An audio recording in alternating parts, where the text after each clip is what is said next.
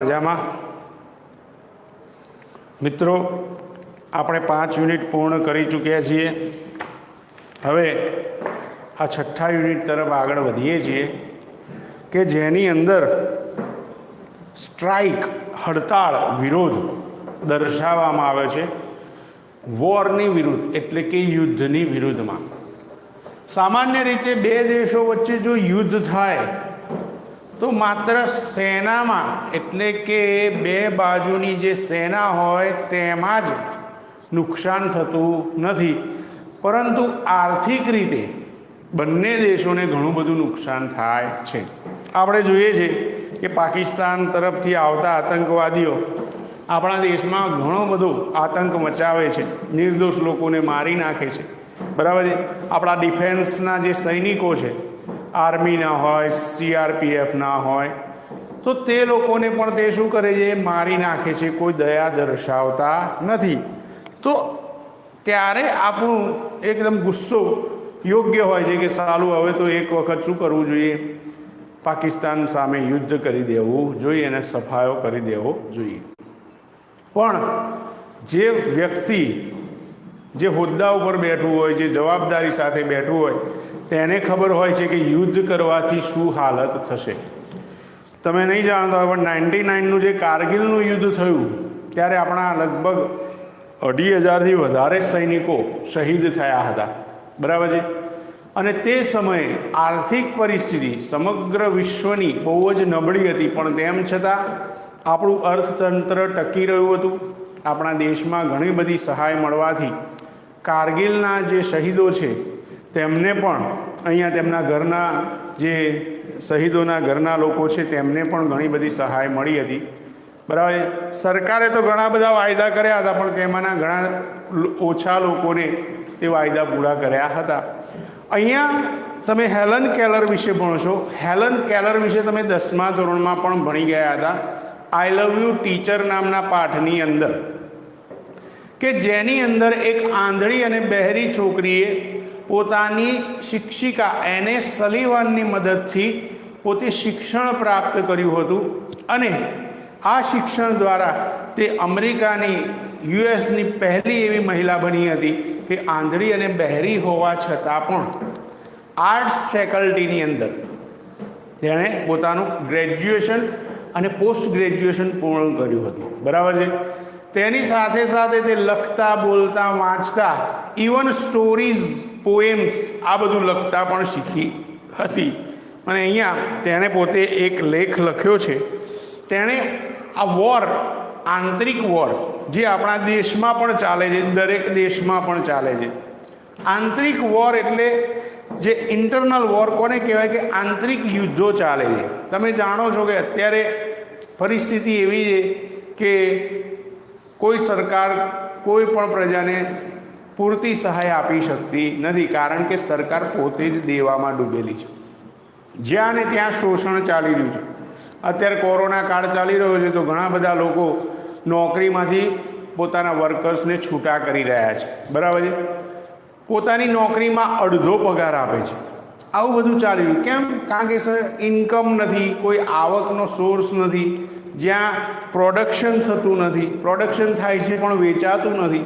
તો આવી સમસ્યાઓમાં તે સૌથી મોટો જો દુશ્મન ગણતા હોય વર્કર્સ લોકો, તો તે કોણ છે? પોતાનો માલિક છે. સૌથી વધારે જો એનામાં ગુસ્સો હોય જેના વિરુદ્ધમાં, તો એ વ્યક્તિ કોણ છે? તેનો માલિક છે. પછી કોઈ પણ વર્કર્સ હોય, બરાબર, જે તેને પગાર કે મહેનતાણું આપવામાં થોડી અડચણ અનુભવે છે, તેને થોડુંક અચકાટ અનુભવાય છે કે સાલું આને આટલો પગાર અપાતો હશે. તો આવી રીતે અહીંયા તેની વિરુદ્ધમાં એક વિરોધ દર્શાવે છે કે આપણા વર્કર્સ જે છે તેમને આપણે શું કરવું જોઈએ? મદદરૂપ થવું જોઈએ. અને અહીંયા એવું કહી શકાય કે આ બધી માહિતી જે છે તેણે અલગ અલગ દેશોના અલગ અલગ ન્યૂઝપેપરમાંથી પ્રાપ્ત કરી છે, કારણ કે તે 4 ભાષાઓ જાણે છે. બરાબર છે. તો 4 ભાષાઓમાં જર્મન ભાષા પણ આવી શકે છે, ઇંગ્લિશ પણ આવી શકે છે, ફ્રેન્ચ ભાષા અને ઓસ્ટ્રિયન ભાષા, એમ કરીને 4 ભાષાઓ તે જાણે છે. માટે 4 પ્રકારના ન્યૂઝપેપર્સ તેમજ મેગેઝિન્સ એકઠા કરીને તેણે આ એક તારણ કાઢ્યું છે કે દરેક દેશની અંદર શું છે, આ પરિસ્થિતિ છે. તો આ યુદ્ધની વિરુદ્ધમાં આપણે શું કરવું જોઈએ? વિરોધ કરવો જોઈએ. આ જે ઇન્ટરનલ વોર છે, આંતરિક યુદ્ધ છે, તેની વિરુદ્ધમાં આપણે શું કરવું જોઈએ? યુદ્ધ કરવું જોઈએ. ઘણા બધી જગ્યાએ તમે જુઓ છો કે વર્કર્સ પોતાના જીવના જોખમે કામ કરતા હોય છે. બિલ્ડિંગે લટકીને કલર કામ કરતા હોય છે, કડિયા કામ કરતા હોય છે, બરાબર છે. એટલી હાઈટ ઉપર હોય, દાખલા તરીકે બુર્જ ખલીફા બનાવ્યું છે, તો બુર્જ ખલીફા બનાવ્યું તો ત્યાં શું રોબોટથી બનાવી દીધું છે? ના, આટલી ઊંચી બિલ્ડિંગ હોવા છતાં તેનું બાંધકામ કોણે કર્યું છે? માણસોએ. આપણા દેશના યુએમાં જાય છે, યુએઈમાં, બરાબર, યુનાઇટેડ આરબ અમીરાતમાં જાય છે, બધા વર્કર તરીકે જાય છે. તો ત્યાં તે લોકો શું કરે છે? કડિયા કામ કરે છે, પ્લમ્બિંગનું કામ કરે છે, ઇલેક્ટ્રિશિયન તરીકેનું કામ કરે છે. ત્યાં જઈને સારું મહેનતાણું મળે છે, માટે તે લોકો અહીંયાથી શું કરે છે? ત્યાં પૈસા કમાવા માટે દુબઈ જતા હોય છે, બરાબર છે, ઈરાકમાં જતા હોય છે. આવી રીતે દરેક દેશમાં અલગ અલગ જગ્યાએ જતા હોય છે, કારણ કે તે કુશળ કારીગરો છે અને ત્યાં ઘણી ઊંચાઈ ઉપર, ઘણા ડેન્જરસ જગ્યાએ તે લોકોને શું કરવું પડે? કામ કરવું પડે છે. તો અહીંયા પોતાનો પરસેવો પાડતા હોય, મહેનત કરતા હોય, અને એ વ્યક્તિને જ્યારે શું નથી મળતું? પોતાનું મહેનતાણું મળતું નથી, ત્યારે તે પોતાના માલિકથી ગુસ્સે થાય છે અને ત્યારે તે લોકોને એવું થાય છે કે ખરેખર આ કામ અમારે આટલું પ્રામાણિકતાથી કરવું જોઈએ નહીં. જ્યારે કોઈ જગ્યાએ કામ કરતા હોય, અત્યારે તો બધી કંપનીઝ ઇન્સ્યોરન્સ આપે છે, બરાબર છે, કે ભાઈ કઈ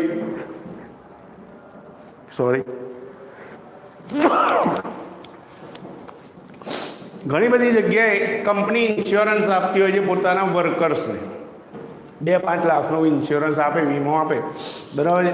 એનું જે પ્રીમિયમ હોય એ પણ કંપની ભરતી હોય અને એના કારણે પેલા વ્યક્તિને શું મળી રહે? સેફટી મળી રહેતી હોય છે. ગવર્મેન્ટમાં તો હોય છે જ, ગવર્મેન્ટમાં તો રૂલ્સ જ છે, પણ સાથે સાથે અહીંયા પ્રાઇવેટ કંપનીઝ પણ ઘણી બધી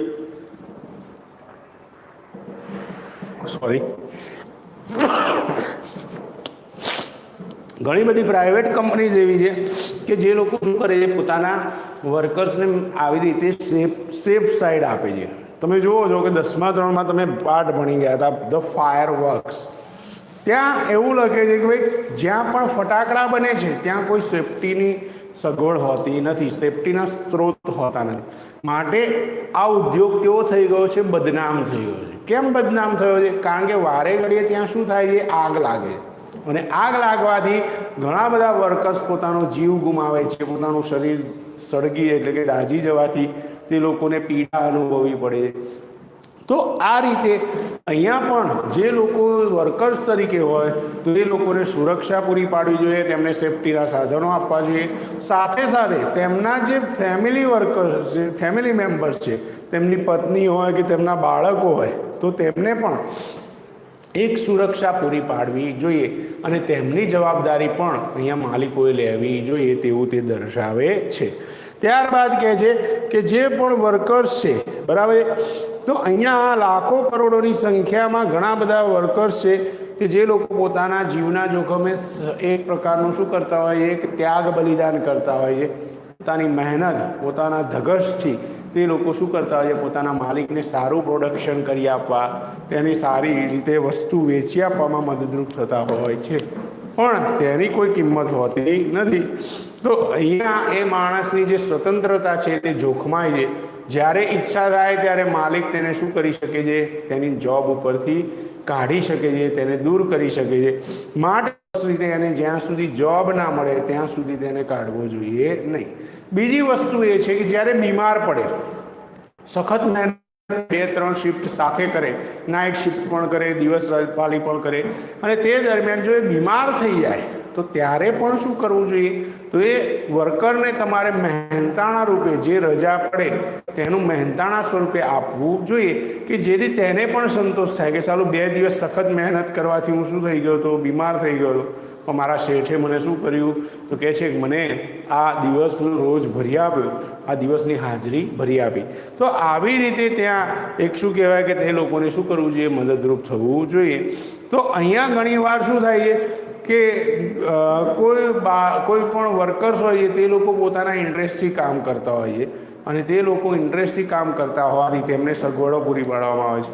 જેમ કે આપણે આપણા વિસ્તારમાં જોઈએ તો ઘણી સ્ટાફ બસ આવે છે. તમે જોતા હશો કે વર્કર્સને લેવા માટે કંપનીમાં વહેલા પહોંચે, સમયસર પહોંચે, આરામથી પહોંચે, આરામ કરતાં કરતાં ઘેર જઈ શકે એ માટે આ બધી ફેસિલિટીઝ હોય છે. ઘણી બધી ફેક્ટરીઝ કે કંપનીઝની અંદર શું હોય છે તો એક મેસ એટલે કે કેન્ટીન જેવું હોય છે કે જ્યાં સારું પૌષ્ટિક આહાર મળી રહે, ગરમ ગરમ ખાવાનું મળી રહે, જેથી કોઈને ટિફિન લઈને જવાના દિવસો આવે નહીં અને તે પણ સસ્તા ભાવે મળી રહે.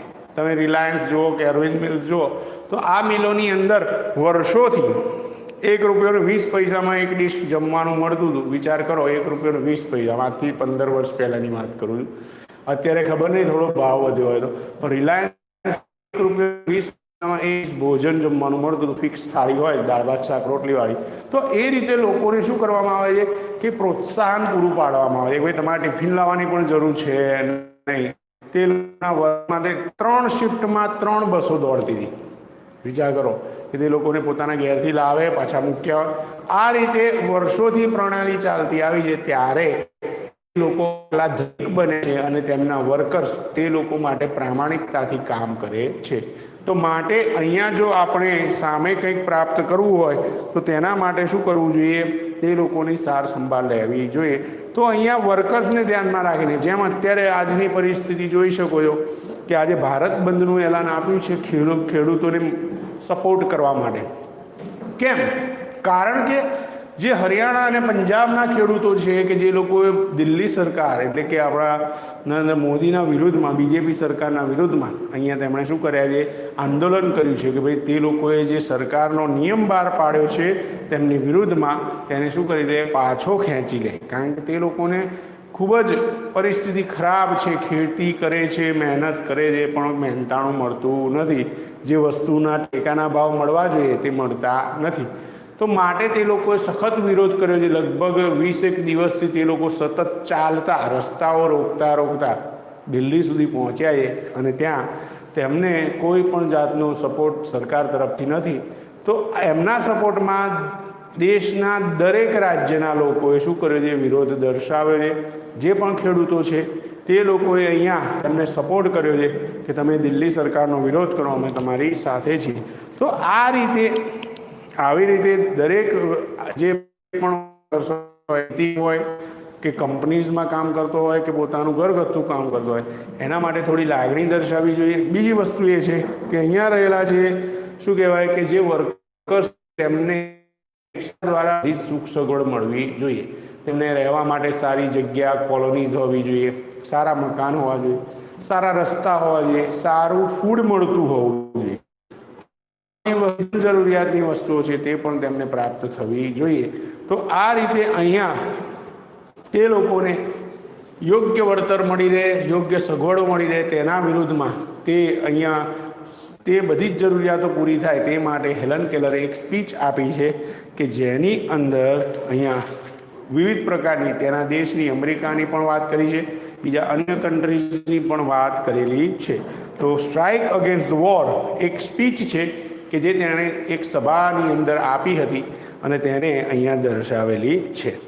થોડા કોમ્પ્લિકેટેડ વર્ડ્સ છે અમેરિકન લેંગ્વેજની અંદર, માટે તમને થોડું એવું લાગશે કે આ સાહેબ શું બોલી રહ્યા છે, પણ ખરેખર તો એમાં એકલા કોમ્પ્લિકેટેડ વર્ડ્સ એટલે કે જેમ આપણે અહીંયા રૂઢિપ્રયોગો બોલીએ છીએ એવા કેટલાક શબ્દો અમેરિકન લેંગ્વેજના ઇંગ્લિશમાં છે. તો થોડા ઘણા હાર્ડ પડશે સમજવા, પણ જો સરળતાથી સમજી લેશો, જેમ ગુજરાતીમાં સમજી જઈએ છીએ આપણે રૂઢિપ્રયોગ, તો તેવી રીતે અહીંયા પણ તમે સમજી શકશો. ઓકે, તો શરૂઆત કરીએ છીએ. Strike against war. સ્ટ્રાઇક એટલે વિરોધ અથવા હડતાલ. કોની વિરુદ્ધમાં? તો અગેન્સ્ટ વોર. વોર એટલે શું થાય? યુદ્ધની વિરુદ્ધમાં એક હડતાલ અથવા વિરોધ. ટુ બિગિન વિથ, અહીંયા speech by Helen Keller at Carnegie Hall, New York city. Carnegie Hall નામનો એક હોલ છે જે ક્યાં આવેલો છે? ન્યુયોર્ક શહેરની અંદર.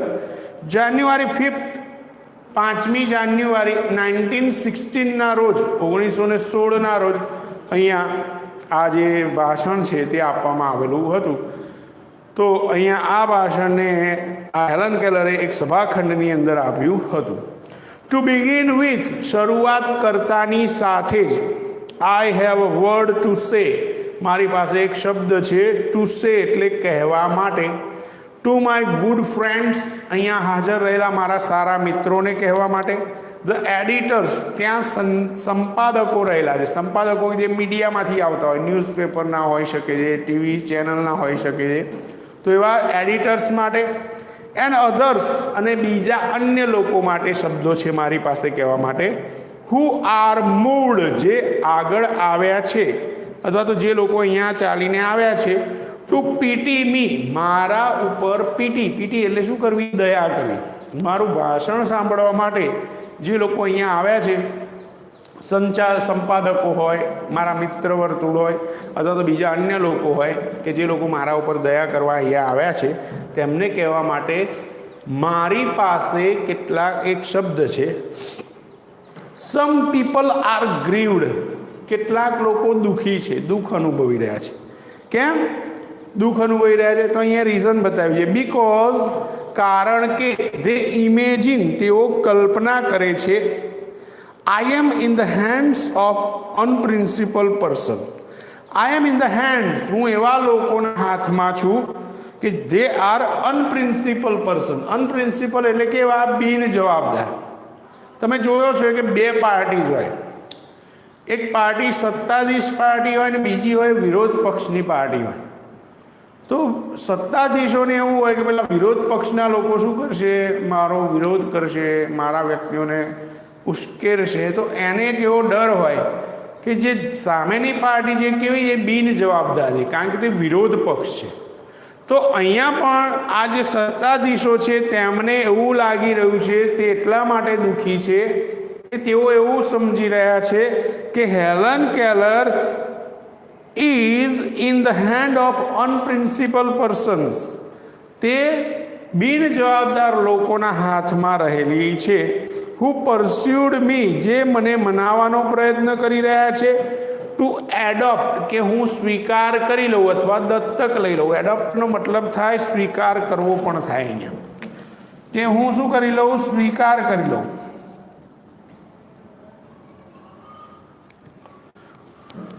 આઈ એડોપ્ટ, હું સ્વીકાર કરી લઉં. અનપોપ્યુલર કોઝિસ, અનપોપ્યુલર એટલે કે અપરિચિત, જેનાથી હું અજાણ છું તેવા કારણોનો હું સ્વીકાર કરી લઉં. And make me the mouthpiece of their propaganda. And make me, અને તે લોકો મને બનાવી દે. માઉથપીસ એટલે શિકાર, ઓફ ધેર પ્રોપેગાન્ડા. પ્રોપેગાન્ડાનો મતલબ થાય એમની જે યુક્તિઓ હોય, ચાલાક યુક્તિઓ. તો તે ચાલાક યુક્તિનો મને શું કરી લે? શિકાર બનાવી લે. હું અહીંયા ભાષણ આપું અને સત્તા પલટો થઈ જાય, બરાબર છે? તો એવી રીતે કહે છે કે મને શું કરી રહ્યા છે? અહીંયા મૂર્ખ બનાવવાનો પ્રયત્ન કરી રહ્યા છે, તેવું કેટલાક લોકો કલ્પના કરી રહ્યા છે, માટે તે લોકો દુઃખી છે. Now let it be understood once. Now એટલે હવે, ચલો. Let it be understood once, ચલો આપણે તે બાબતને એક વખત સમજી લઈએ. એન્ડ ફોર ઓલ ધેટ, અને તે બધું જ સમજવા માટે, I do not want their pity, મારે તેમની દયાની જરૂર છે નહીં. મારે જે બાબત તમને સમજાવી છે પ્રજાને, તે સમજાવવા માટે મારે કોઈની દયાની જરૂર છે નહીં, કારણ કે હું સરળ ભાષામાં તમને સમજાવી શકું છું. I would not change place with one of them. તે લોકો જેમ શું કરે છે? એક પાર્ટીમાંથી બીજી પાર્ટીમાં જતા રહે છે. આપણે જોઈએ છીએ રોજબરોજ ન્યૂઝમાં આવતું હોય કે ભાઈ આજના કોંગ્રેસના 4 નેતાઓએ શું કર્યો? પક્ષ પલટો કર્યો, બીજેપીમાં આવી ગયા. આપની સરકાર, આમ આદમી પાર્ટીનો એક પેલો જે શું કહેવાય કે અધિકારી અથવા તો એક સત્તાધીશ હતો, તે શું કરી ગયું? એણે પક્ષ પલટો કર્યો. એ બીજેપીમાં ભળી ગયો, કોંગ્રેસમાં ભળી ગયો, બરાબર? તો આવી રીતે તેમની જેમ I would not change place, હું મારું સ્થાન બદલીશ નહીં. વિથ વન ઓફ ધેમ, તેમની સાથે, તેમના કોઈ પણ એક વ્યક્તિની જેમ હું મારું સ્થાન બદલીશ નહીં.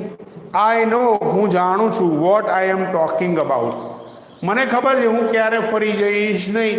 હું શું બોલી રહી છું એવું જણાવી રહી છે હેલન કેલર, કે જે કંઈ પણ બોલી રહી છું તે મને સભાનતા છે, તેનું મને ભાન છે.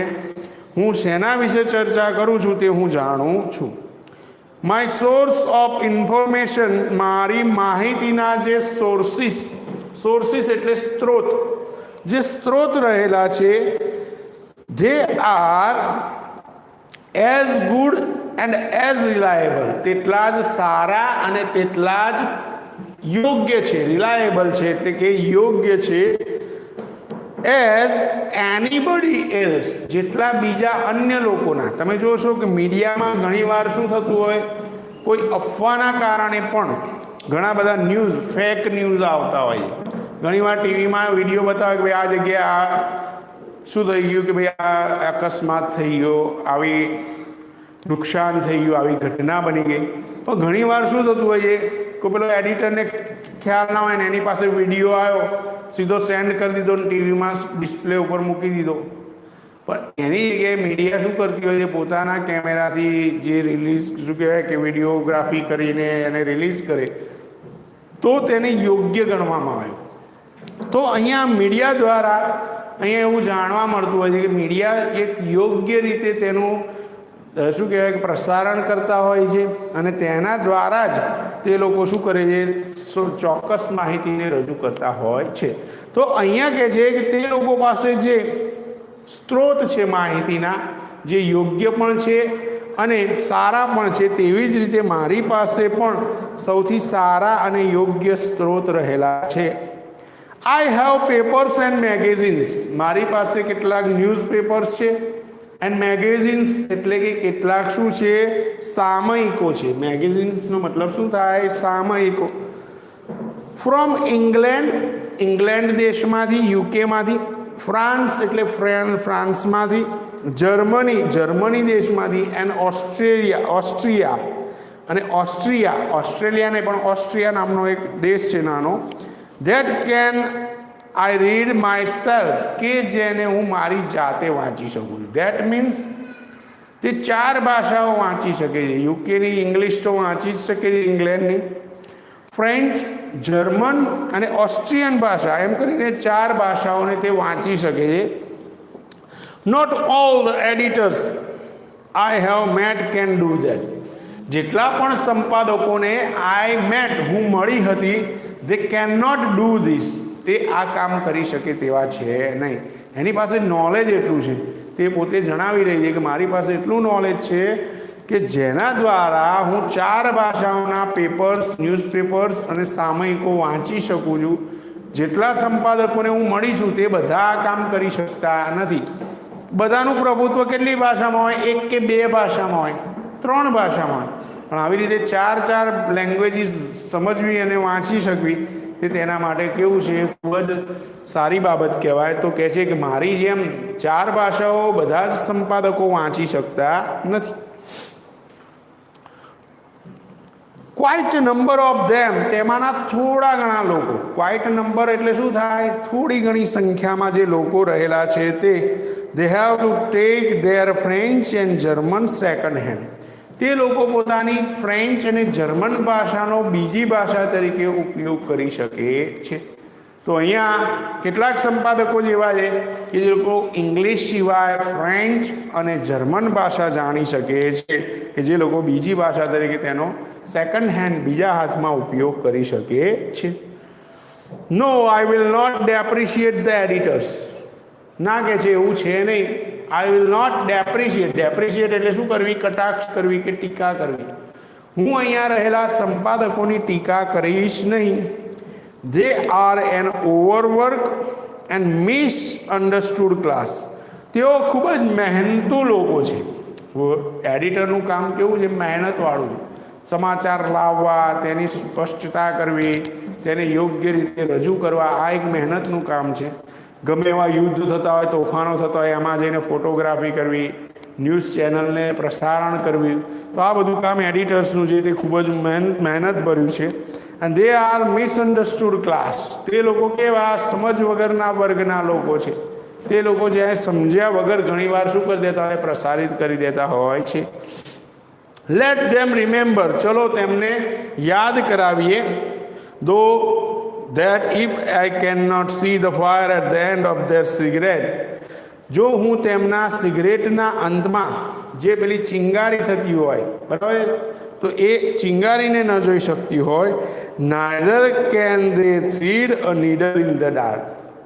તે લોકો અંધકારમાં જે તીર છોડવા માંગે છે, અંધકારમાં જે સોયમાં દોરો પરોવવા માંગે છે, તે લોકો પણ આ કામ કરી શકશે નહીં. એટલે કે જે રીતે તે લોકો મને શું કરવા માંગે છે કે તે લોકો મને દર્શાવ્યા વગર, મને સમજાવ્યા વગર તે લોકો છુપી રીતે મારી જે રજૂઆત કરી રહ્યા છે કે હું મિસઅન્ડરસ્ટુડ વર્ગમાંથી અથવા તો કહેવાય કે કેવા વર્ગમાંથી, તો કહે છે કે અનપોપ્યુલર જે અયોગ્ય લોકો છે, અનપ્રિન્સિપલ પર્સન્સ, તેમના હાથમાં રહેલી છું અને તે લોકો તેને શિકાર બની રહ્યા છે. તો અહીંયા તે લોકોને એવું લાગી રહ્યું છે કે તે લોકો જાણે પોતાનું કામ કરી રહ્યા છે પણ મને તેની સમજણ પડી રહી નથી.